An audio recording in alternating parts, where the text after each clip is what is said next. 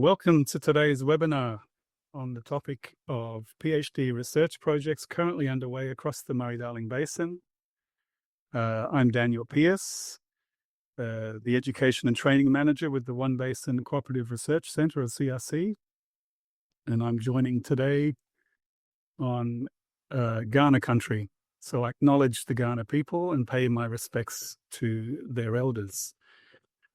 The One Basin CRC is an industry and research collaboration aiming to solve significant and complex water-related challenges in the Murray-Darling Basin.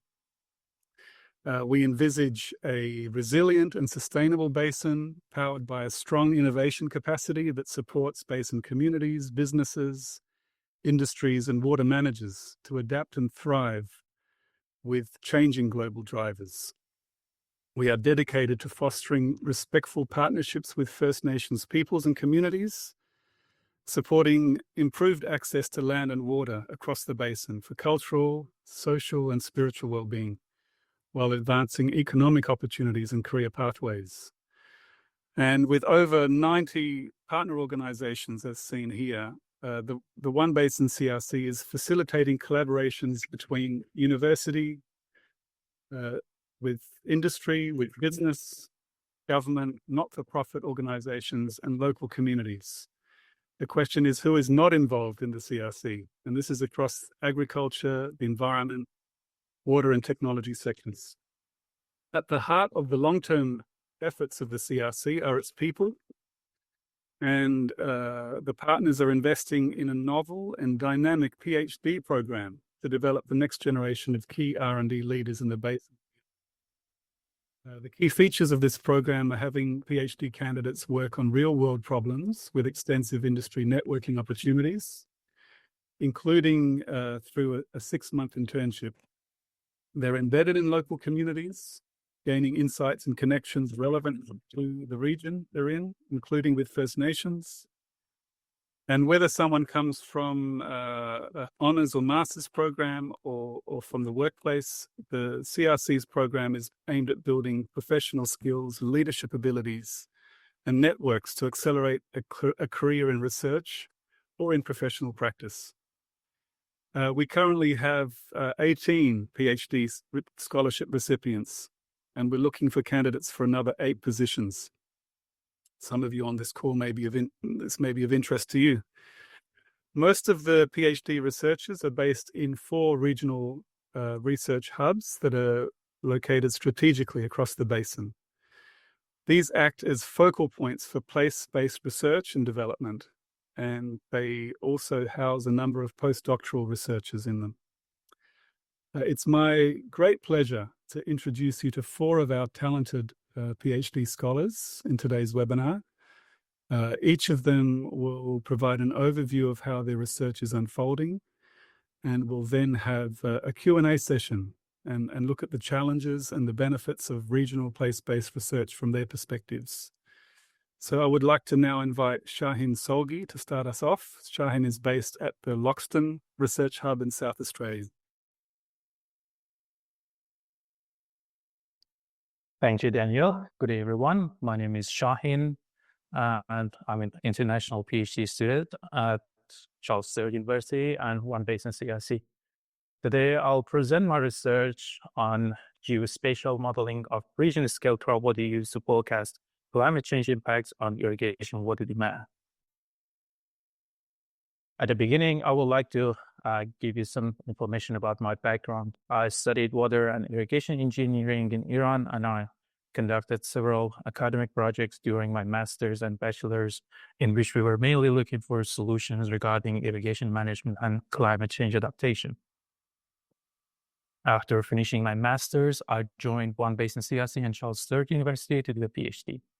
I've just started the 2nd year of my PhD, and it's been 10 months since I've been based in the Loxton Regional Hub.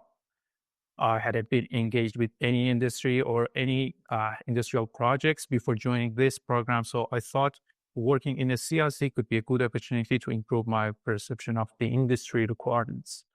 My PhD topic is mainly about irrigation demand forecasting under a changing climate, and 3 of our industry partners have been involved in establishing this project, which you can see.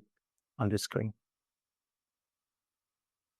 Here, I would like to give you some information about the context of our research project. As we all know, being informed about future changes is important for adapting to climate change or changing conditions.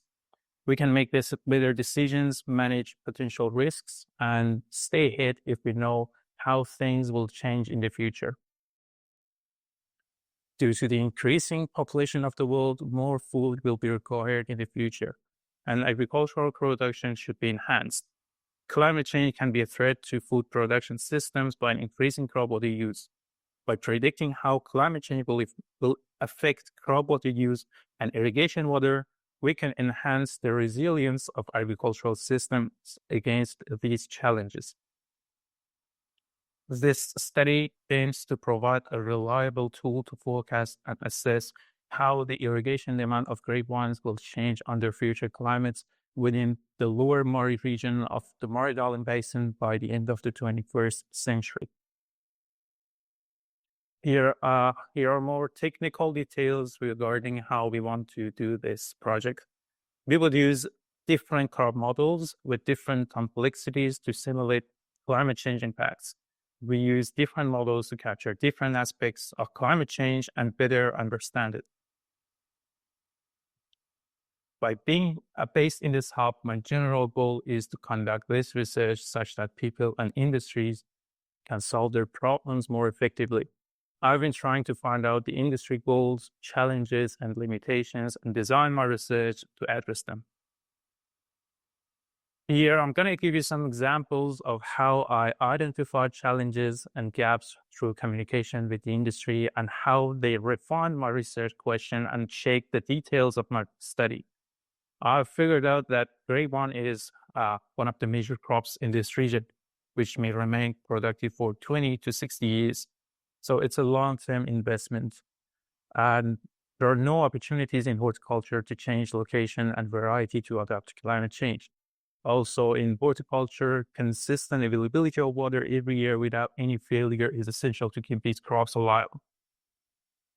The consistent supply of water is critical in this region because this region is located downstream of the River Murray and relies on the river water. And the river water is highly regulated due to the upstream demand, especially during long-term droughts that this region experienced during the last decades. When I talk to local people like farmers and industry partners, they point out how the long-term drought in recent decades has been challenging for them. There are also more projects in this region looking for potential alternative water resources to enhance the resilience of horticulture against climate change. I was inspired by these projects, and they somehow highlighted the importance of the problem for me. The existing vineyards in this region were established many years ago based on past conditions. But the question is regarding future climate change and the hydrological conditions of the region, is it still appropriate to keep developing these vineyards? To give an answer to this question, regional long-term forecasting of irrigation is needed, which I'm currently working on. And then this tool could be used in different fields for different purposes. The outcome of this research would be a decision-making tool helping stakeholders to manage existing and future risks, shift towards sustainability, and make timely decisions. Given that several models and tools would be analyzed, this research will serve as a comprehensive study on grapevine irrigation demand modeling. Also, here is a list of top 5 industry partners that I have identified so far that might be interested in my research outcomes. Among these industry partners, I've been most connected to Saudi. I joined Saudi as a casual employee last year to assist them in field measurements and get familiar with their researches, projects, and equipment. So far, I've got so much value out of working for Saudi. After a while working for Saudi in different vineyards and orchards, I selected some of my case studies based on the knowledge that I got from doing this job regarding the region and available data. studies provided me with the data that they previously measured in these vineyards, which is great, and because it saves a lot of cost and time for me, and also makes me able to get access to the historical data of this region. They actually guided me very well in the viticulture water demand modeling and granted me permission to use some of their models, which is a great support and it's very helpful for me. And I can improve my research by using them. They also offered me some technical help in field measurements, which means I can use their experiences and equipment in measuring my new data. My personal impression of working in CRC is that I received a strong professional support, which helps facilitate a smoother transition from academia to industry. I received proper training on how to translate my research into a non-expert language, which improved my communication with the industry. By being based here, I've been in touch with different industries and people and have gained more experience and a better understanding of the real world problem. And hopefully I can provide good solutions for them. I appreciate your attention and time. I'm looking forward to hearing your feedback and questions. Thank you. Thank you very much, Shahin. We'll now pass to Camaria Holder from the Mildura Hub in Victoria.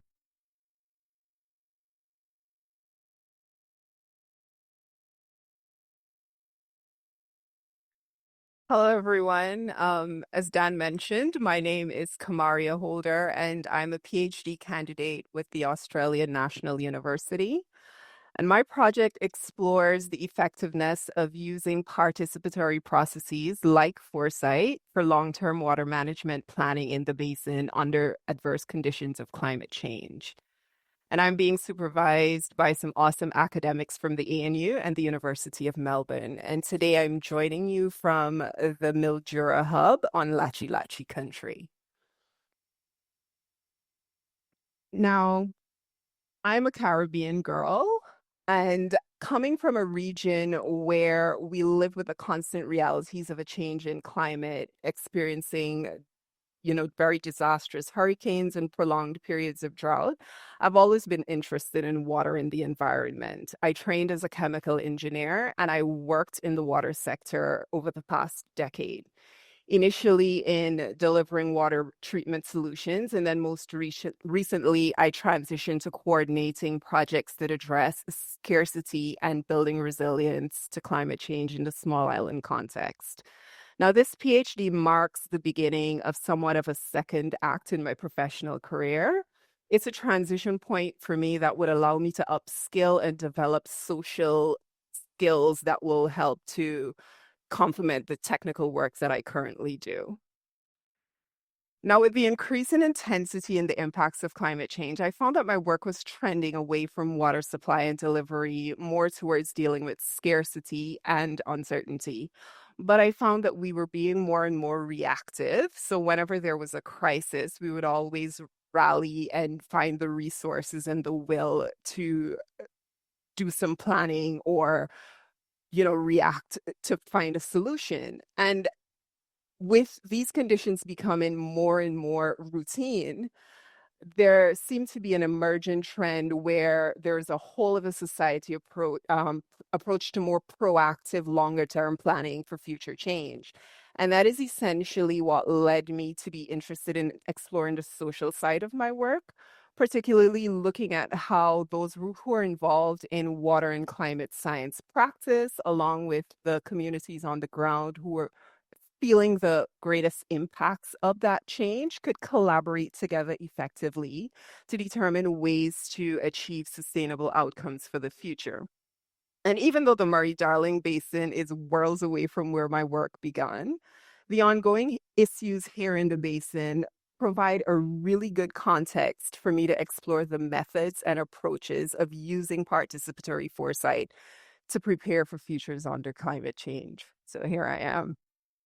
Now, I started my research with just a seed of an idea in mind. And in the first few months of my PhD, even before I had crystallized where I thought this study would likely go, I began exploring what projects I may be able to use as potential case studies. Ideally, I was interested in being embedded in a participatory project where I can have an intimate view of how the project unfolds. I also began exploring how water management had evolved in the basin, and I was particularly interested in how vulnerability was being assessed and what types of markers were targeted for holistic climate action. And given that I wanted to conduct my research through a social lens where the affected communities were at the heart of my investigation, I ultimately chose to design a study around exploring how the values attributed to water in the basin feature in longer term water management planning.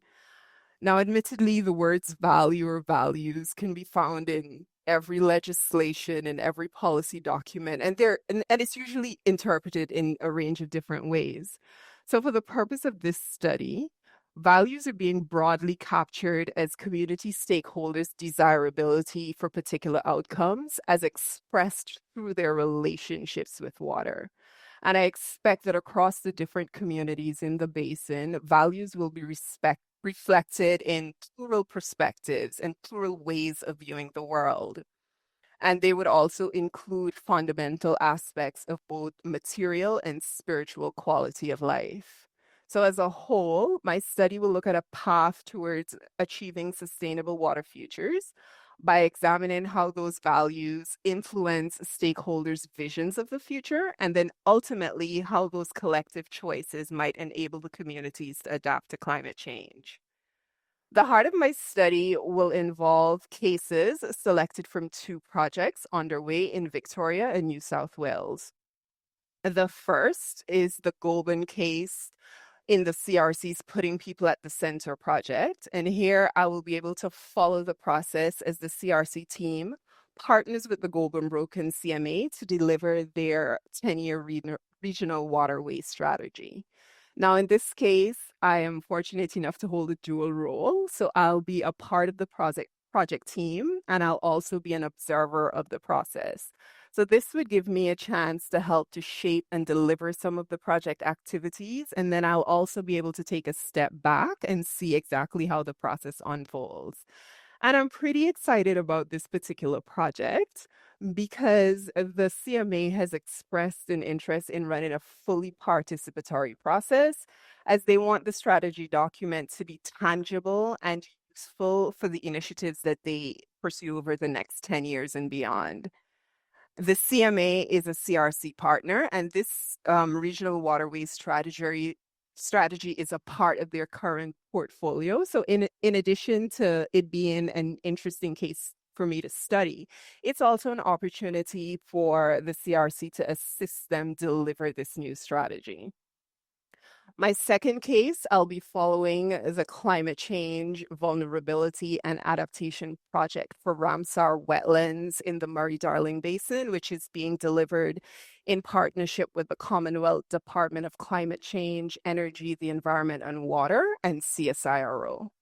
For that one, I will participate in the workshops for their Macquarie Marshes project site purely as an observer.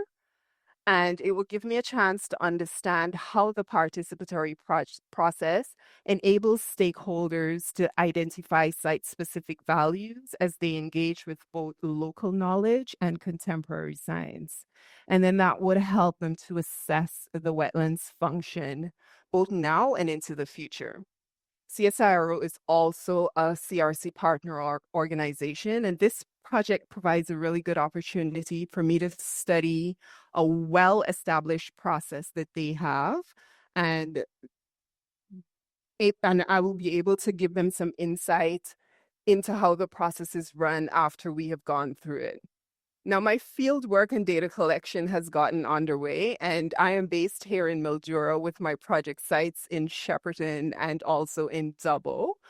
And so that means I'll be doing a lot of Ks on the road to get from one place to the next. Now, that has given me the opportunity to see just the sheer vastness of the basin and also to get a clear understanding of what it really means to work in this huge interconnected space. So as I travel across the basin, I am able to see like changing landscapes and see how different communities are, understanding and reacting to water stress from one time of the year to the other. And I look forward to the busy months ahead, and I'm sure I'll have the opportunity to share some of the findings of my work with you in the future. And before I go, I just want to give a shout out to my 3 host organizations. So the Institute for Water Futures at the ANU, the One Basin CRC, and the Mali Regional Innovation Center that's hosting us here in Mildura. Thank you, and I'm leaving you with a picture of the Mildura riverfront. Thank you so much, Camaria. And it's really interesting the connections your research has with some of the other research projects of the CRC. And we'll now pass to Kelsy, who's also based at Mildura in Victoria. Thanks, Dan. Just confirming you can see my screen. It's all good. Awesome. Thank you. Okay. Hi, everyone. My name's Kelsy Burns. I'm obviously a PhD candidate with in the One Basin CRC program, but working with the University of Sydney, or studying with the University of Sydney.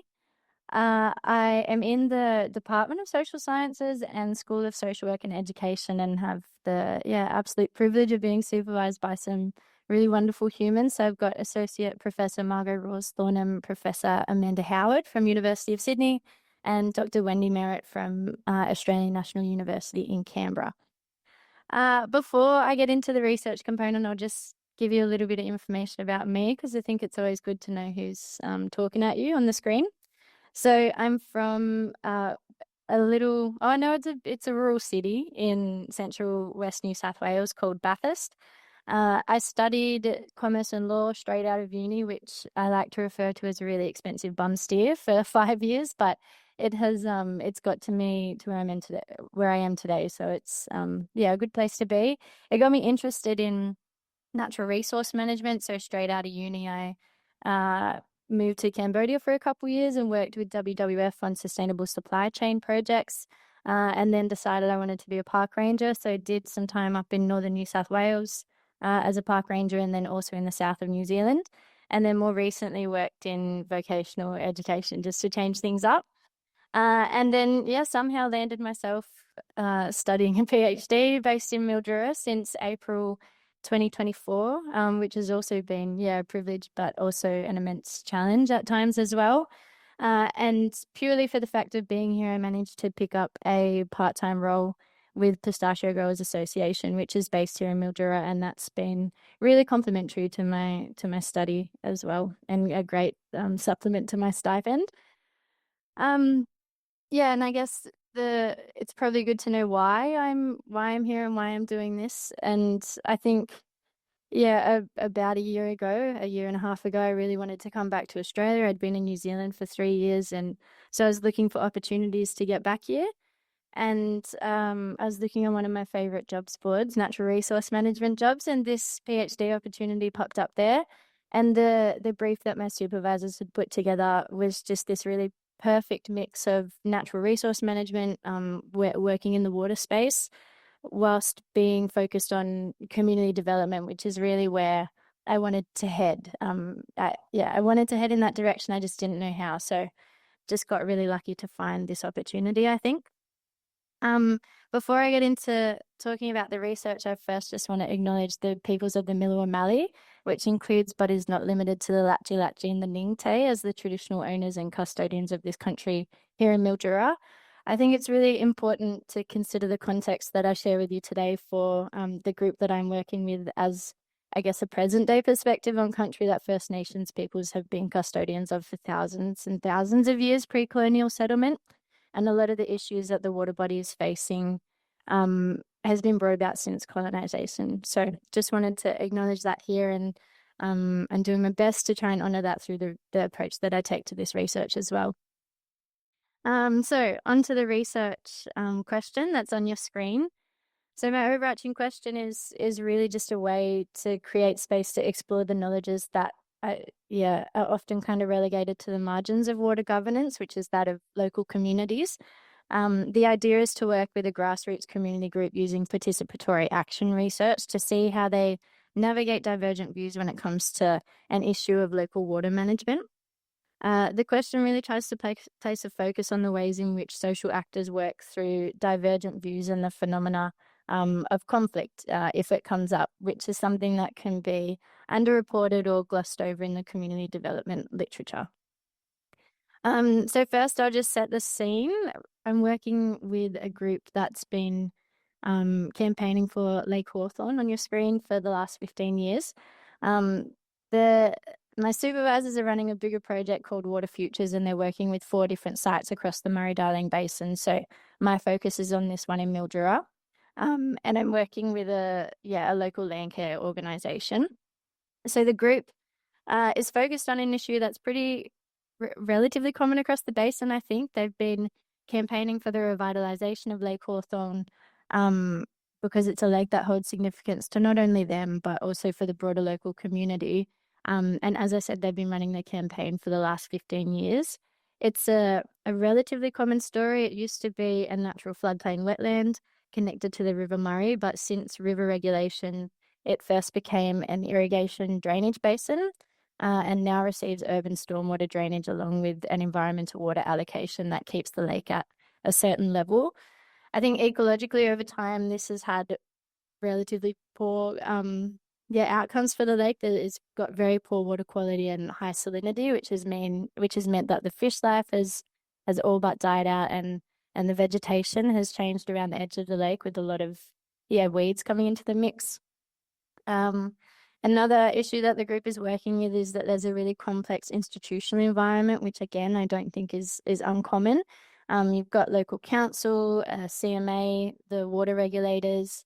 There's also a complicated land leasing arrangement that's specific to Mildura that affects the lake, as well as working with environmental water holders to try and secure a future for the community that lives along the lake and the lake itself. And perhaps the most pertinent, I guess, thing that they're working with for this project is this last point on the diverse amount of interest in the lake. I think often groups can get kind of typecast for having predetermined opinions on how water should be managed, and what I've found really interesting so far is how many groups I'm meeting that don't fit the traditional mold of thinking that we often impose on them.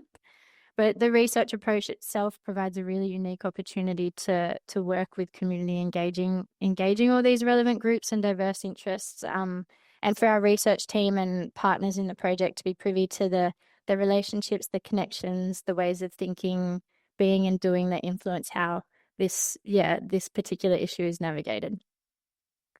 So on to the methodology, which for me is the most exciting part. It's called Participatory Action Research, and it provides an approach that produces vital, on-the-ground, community-centered knowledge about how to effectively support local action for water futures. It's a relatively non-traditional research approach, which reconceptualizes the researcher's role as participatory and positions the community as co-researchers in the project. And I think this approach has particular synergies with the Murray-Darling Basin context, as it intends to avoid this over-consulted and under-listened to feeling that many communities in the Murray-Darling Basin have reported feeling, which was evident in the 2020 Sefton report. The research is structured by a number of cycles, which is grossly oversimplified on your screen, but you go through stages of planning and then action, reflection, and refinement. And so each cycle kind of feeds information and learning into the next iteration. And one of the first actions from the project is an event coming up in mid-June called Make the Lake, where the community group has planned to plant 500 trees on a portion of the lake's perimeter. And they're partnering with local environmental, art, and other community groups to draw more attention to the lake and strengthen connection with the broader community. And a point, I guess, that might be of interest for people considering applying for these PhD opportunities is that I'm finding being based in Mildura is really important for doing this type of research. And of course, I can't speak for the other students. But for me, it's really given me an opportunity to work closely with the group and develop a kind of ethic of care with them. I get to attend their committee meetings, run workshops with them, and be part of any actions that we co-create as part of the research. And along with that, it also gives me the opportunity to have informal conversations and to find perspectives of the community beyond the group that I'm working with. I guess so now with the setting and the methodology in mind, you might be wondering, but why? And so I've kind of, compartmentalized this into three prongs. So the first one is action. I think the action orientation of this research means there will be practical outcomes for the community group involved, whilst also generating a wealth of data from the process, which is in and of itself quite exciting. You can't always tell what your findings will be, but because it's so embedded in the local context, the idea is that it creates the possibility for there to be learnings that may inform other localized contexts, it may inform how local institutions engage with community, or it may contribute to policy and practice in water governance. The second prong is advocacy, and I think that's kind of inherent in participatory action research. I think the One Basin platform, with its 80 plus, maybe 90 partners now, provides a great opportunity to highlight the lived impact of the broader water governance context on communities that wear the everyday impacts of it. With the Water Futures project in particular, working directly with communities to document their experience and kind of reveal the messiness and the complexities that communities face in navigating not only divergent views, but also the water governance landscape. And then the last part comes to the question of my thesis on insight. So what I'm really interested in looking at is what is it within a group that creates the space for divergent views to coexist and be deconstructed to a point of understanding, whether that's pivotal moments of change that take place or it's just a slow spiral. Conversely, it may also highlight the factors that inhibit the coexistence of divergent views and just how these obstacles might be navigated by the group. And that's me for today. So thank you everyone for listening. I'll pass back to you, Dan. Thank you so much, Kelsy. That was fascinating, and I'm sure we'll explore a few things in a few minutes. But last but not least, we have Miltone Kimori, who is based in Griffith in New South Wales. Good day, everyone. Thank you very much, Dan, for the introduction. I am Miltone Kimori, and I'm a PhD student at One Basin CRC, working off the Griffith hub in New South Wales. And I acknowledge that I'm joining you from Wiradjuri Nation, from the people of the Three Rivers. I am originally from Kenya, where my focus has always been on how we can assist rural communities overcome everything that comes with natural resources and management. And my background has been in business management, business administration, natural resource management. And this is kind of what led me to come to the One Basin CRC. And in terms of my PhD, I'm really looking into how we rethink our rural futures and how within this complex system of the Murray-Darling Basin, and specifically focusing on the context of rural communities in Griffith and Barham and Moree, New South Wales, and of course within the context of water scarcity, the uncertainties that come with water scarcity and water-induced climate change, and what we call spiraling down of community capitals, in a way that we see in areas where communities suffer consequences of water scarcity. We have a lot of, for example, out-migration of youth, and in that sense, communities lose population. And for me, when that happens, it also might affect other community capitals. And when I'm talking about community capitals, I also mean business investments in, for example, farming to generate income, to build communities, for example, to build roads, to build hospitals, and build that sense of community that kind of ensures that we live together as a community. So when we are dealing with water scarcity in this context, that is really is really endangered from that perspective. And so for me now, I'm thinking within this complex system of Murray-Darling Basin, and with all the uncertainties in future in terms of water levels in the Murray-Darling Basin, as we have seen climate reports and some analysis by even CSIRO in Australia have shown that the water levels might go down in the next 30 years, and might go down by around 20 to 30%.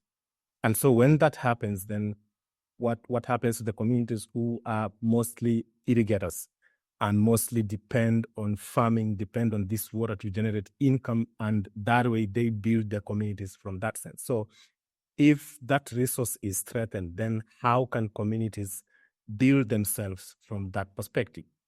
And so when I was coming into One Basin CRC, I got this idea, these communities that they're working in this area, and one of the organizations I met were people from an organization called Western Maryland Improvement Group that I talk about in the next slide.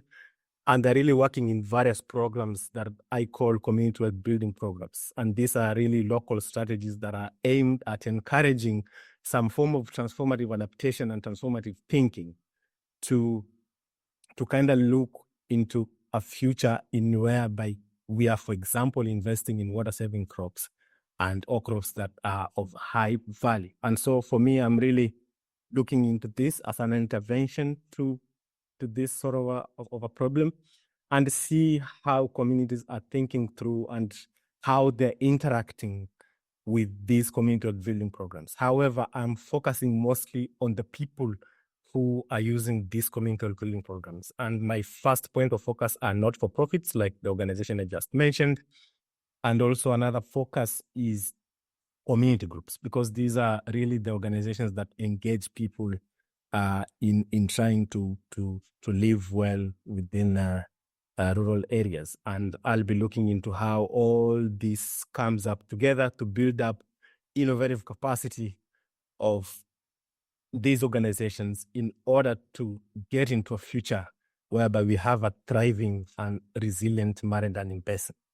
As you see, my PhD is academically managed at the Gulbali Institute of Charles Sturt University, and of course, with that also I get to work with a diverse team of academics, of course, from Charles Sturt University, and my primary supervisor is Dr. Felix Small, and I'm also working with Associate Professor Tamim Naim from Charles Sturt University. However, also by being part of the One Basin CRC, I get also to tap into other universities, and for that, I'm working with another supervisor from Australian National University, Joseph Ulam.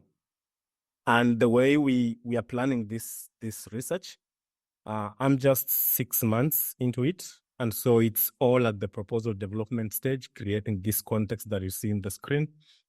How we want to work through this and understand how this all unfolds to creating change in the end is working with these not-for-profit and community groups, but again, in a way that is also participatory in nature. And so I'll be doing some ethnographic field visits and action research, whereby I'll be doing some scenario planning, scenario development, and user design workshops to try and co-direct pathways to solutions of this complex situation in the Murray-Darling Basin. And as I've said, the good thing about being in the One Basin is this support system that I've found, as I introduced earlier, that I'm working with this organization called Western Maryland Improvement Group. It's a not-for-profit, and it is really into the works of improving livelihoods of rural people, and in this context, specifically in Marham, New South Wales. It's just a 3-hour drive from here in Griffith. And this is where we are seeing community building in action. However, it's all still in the introductory stages. And that's why I come in to see how all this unfolds and how it can be improved in order for it to get the uptake that it deserves, so that it can solve the various problems of the of the rural people that are facing in the Murray-Darling Basin. And so this is why I say that the One Basin CRC really believes in research that serves the people where they are, for example, in Barham, New South Wales. And I'm really lucky to be here, and they are really making sure that I contribute and belong and grow here by providing the necessary resources. As I say here, I do not need to worry about research funding. One Basin CRC has that covered for the entire period of my PhD. I don't need to worry about work experience as well as a PhD student, because I believe this is one problem that major PhDs might not really solve at the moment. But here we get to work and live within the community that we are. So through the One Basin CRC also I get to intern with Western Maryland Improvement Group and improve my skills and in that. So that's why I say within this group, my PhD is also work experience in itself. So that is my support system. Here I am with the Western Maryland Improvement Group, with also my supervisor in the middle. As well, also part of my support group in One Basin CRC is the team at Griffith that I draw a lot of inspiration from, and also guidance. We have a postdoc here called Matt. He's really helpful in terms of me, because I'm just starting. I'm just 6 months in, so I'm trying to develop the research activity. I have another fellow PhD students also at Charles Sturt University, joined recently. I know you'll hear more about her in future. I call her Champ. And then also we have our manager, Bernadette. She has been really helpful for me to start this journey, especially coming all the way from Kenya, thousands of miles to here. She has been really supportive to make sure that the research I do it in a conducive environment, and also to ensure that it really delivers the impact that it deserves to deliver. And also, moving on, this is part of my community in Griffith. I'm in Griffith doing research, but I'm also playing volleyball here in Griffith, and here I'm at the volleyball coach. I'm also having some ice cream moments also with my volleyball teammates, and some of these are also PhD students from other universities that are in Griffith doing research here. As part of CSU as well, just at University and Bulbal Institute, I'm also part of a innovation hub at Southern New South Wales that also encourages me making sure that the research that I'm doing has impact into industry. And there at the far bottom right, I was making some field visits, visiting some farmers here in New South Wales, and this I'm at a place where we have one of the largest rice growers in Griffith. So this is really my PhD. I'm just starting off, so I don't have so many things to talk about it. But that is it. That's what I'm doing from there, rural Kenya, up to here in Griffith. And so I hope as we go on, this keeps making more sense, and we keep doing research that really is impactful at the go, not necessarily to wait until the end. Yeah, so thank you very much.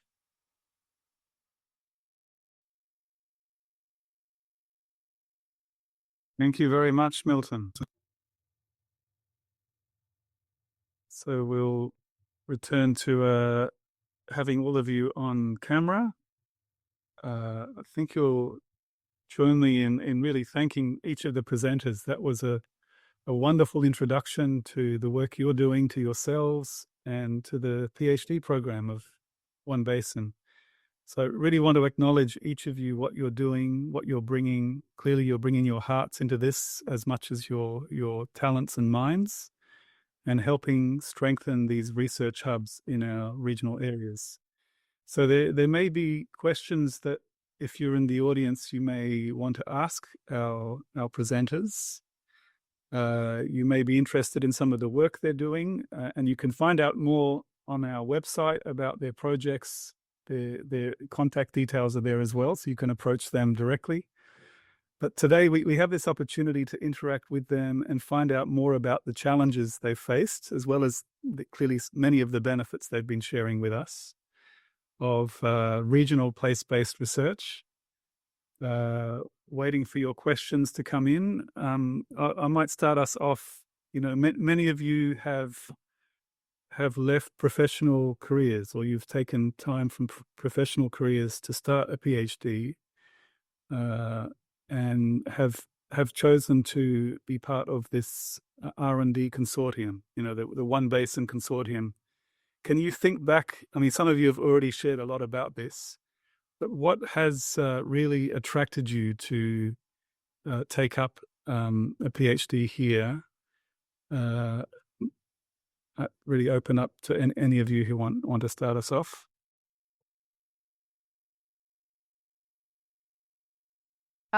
So for me, Dan, it was the project. When I read the project brief, I was attracted to the idea that I would be able to learn these skills about foresighting and futures thinking, and be able to contribute to long-term water management planning. It was and also the fact that it wasn't just an academically based PhD, because I was coming from 10 years of actual work. So I wanted a research project where I could do the research while I'm involved in work. So for instance, the project that we're doing with the Golden Broken CMA gives me that good balance of doing research and then actually doing project work, which was what I was coming from. So it was a wholeheartedly the project. And then when I reached out to my supervisors, they were just awesome humans. And so that's essentially what attracted me to the particular project.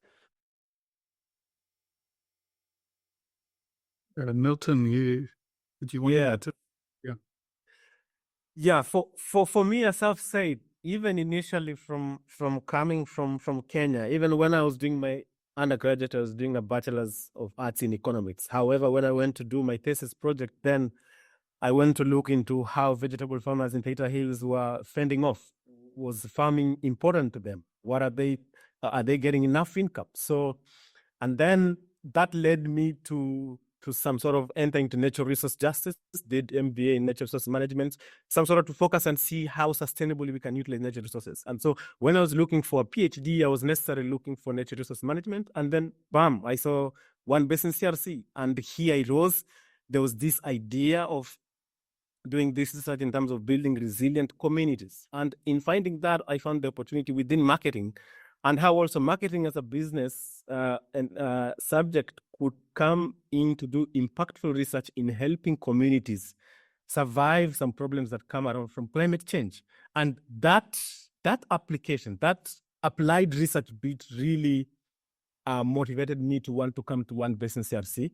And that I can say that's one of the major reasons why I left the research management job in Kenya and came here to do something for me that I call something meaningful. I know meaningful could mean different people, but for me, that is meaningful research. Research that really is not about me, but about helping communities. And what a way that One Basin CRC provides that environment that allows me to continue that journey from improving livelihoods in Kenya to rethinking again with this complexity, especially of the Murray-Darling Lake Basin, how then we can help them, get that resource and utilize it nicely in a way that also benefits them and the future generations to come. So that is what I see in the One Basin CRC and really got me to want to come here. And luckily, I'm here. Yeah. So that's my motivation to be in the regional areas and in One Basin CRC. Yeah. And thank you, Milton. That ties into this question that's come from the audience, which is it's a general one, and I think you illustrated this very well, Milton, in your presentation. But maybe others want to respond. Do you feel greater accountability to do research of value to the region where you live because you're living in a smaller community than you might in a capital city campus? You want me to answer that? Okay, Camaria, please, we can go. Go, Kelsy. Thank you. For me, definitely, I think moving to Mildura and getting involved in the community, I think ultimately builds an ethic of care with the community that you're living in, and that you want to. For me, I've wanted to make some sort of impact through the research, and that kind of links to Adreni's put a question in the chat as well about the action research approach and how that's been accepted by the different stakeholders. That's in large part why I've been so happy with doing the participatory action research approach, because it's all about having some sort of impact in the community and building towards action with the group that you're working with. And I don't think I'd want to do it any other way without knowing any of the other research approaches that are around, because it's the only one I've studied so far. But yeah, for me, that felt like a really good fit because I really wanted to do something positive in Mildy.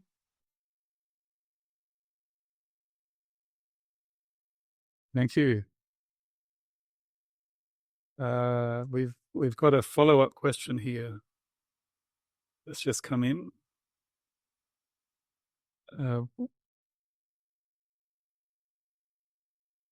The other thing, while you're looking at that, I wonder if any of you can also just highlight what kinds of arrangements you've entered into to stay connected to your supervisors, who are often in other places around different campuses around the basin, and how is that working for you? How are you staying connected to your academic networks as you're building up these industry networks?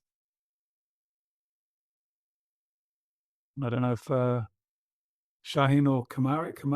Thanks. Yeah. So when I first transitioned to Australia, I spent 9 months in Canberra at the ANU. So that gave me an opportunity to really get to know my supervisors and to embed myself within the Institute for Water Futures. There are different research groups. So I'm a part of the Murray-Darling Basin Water Research Group there, and I've stayed connected to that. We have monthly meetings.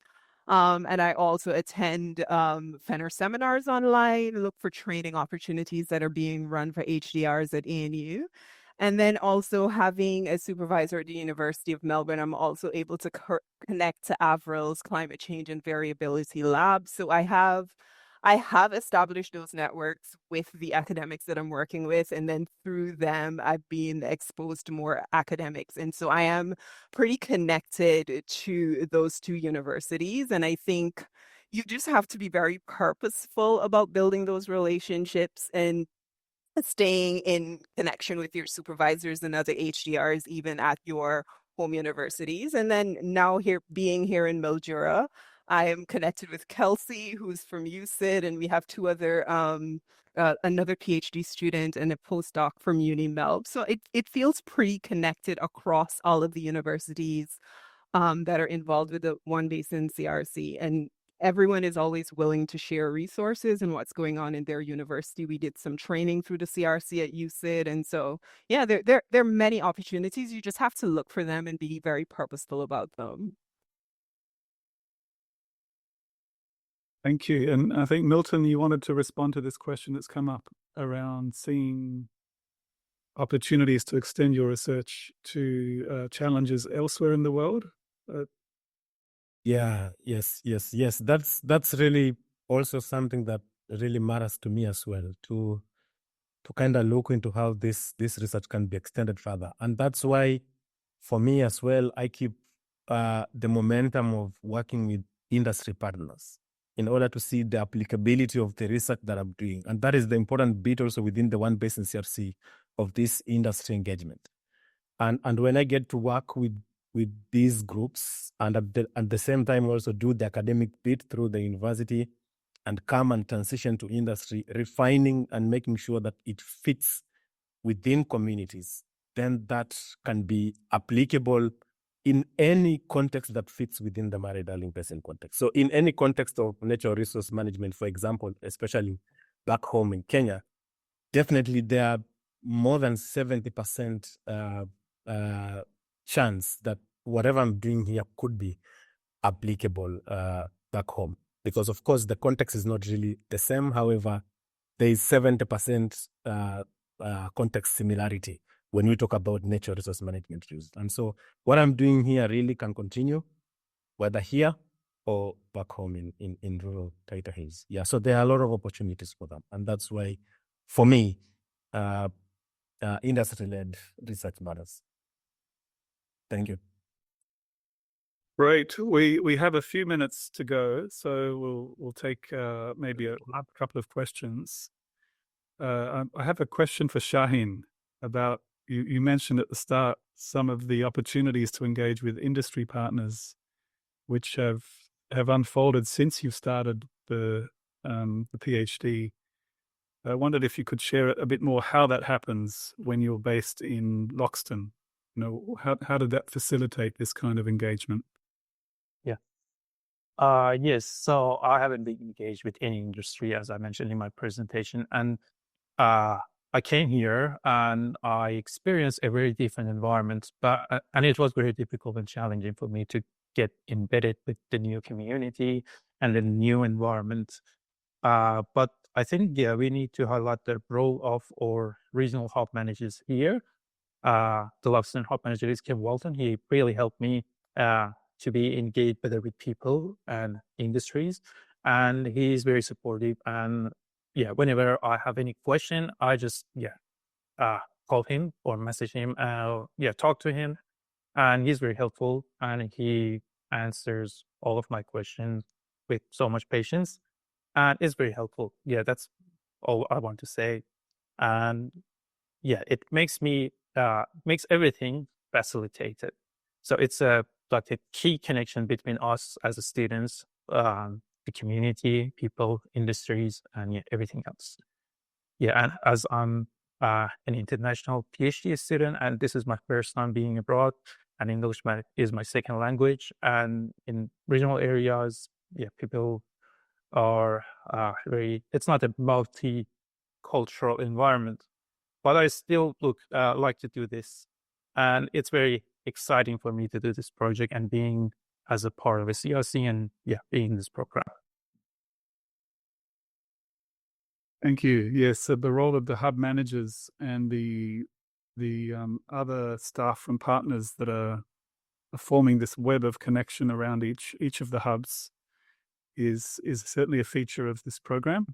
We will thank you, Shahin. And Kelsy, I see that you'd like to answer this question that's been posed. Are you still wanting to make some comments? Not if we don't have time. It's okay. we can take some comments. I think we'd love to hear more from you. Okay. Do you want me to read the question? Please. Yep. Okay. The question is, how do you as students embedded and connected to a region reconcile the understandable issues of empathy with your community and the risk of being captured by an activist agenda with the potential to skew research, which I think is a great question. And I don't have the full answer, but I guess I can say what I have been trying to do. And I keep a kind of reflective journal as I'm going, after I attend community meetings or after I'm interviewing people from the community, as a way to kind of critically reflect on how I related to the person and my thoughts about what the person shared with me. And then as well, I think that your supervisors, as well as having other advisory groups around, like, for example, the people at the Mallee Regional Innovation Centre Hub, where we're based in Mildura, are really, good at giving kind of critical reflection on the way that we're engaging with community and what we're doing. But particularly my supervisors, they act as a group of critical friends, is how I like to refer to them. So they'll pull me up if maybe my thinking is skewed or going in a particular direction, and maybe that's not the best way for it to be going. That's how I'm dealing with it at the moment, but I'm sure there's 1,000 other ways to do it, and it's a super valid question with being based out in the region. It highlights the role of our university partners in that knowledge generation that's going on. So we really at time, we could go on a lot longer. I'm sure you appreciate the richness of what's been shared today and the talent and capacity in our PhD cohort. We have 18 at the moment and another 8 positions. So if you're listening here and are interested, this is your chance to become part of this great group of dynamic students tackling some of these complex issues of the Murray-Darling Basin, which have implications for further afield. So thank you very much for attending. You'll shortly receive a short 1-minute survey. Please complete this. This will be very helpful. And the next CRC seminar, webinar will be in a month's time. It's on successes in engaging pathways for First Nation students through higher education. Thank you very much. Thank you to our presenters.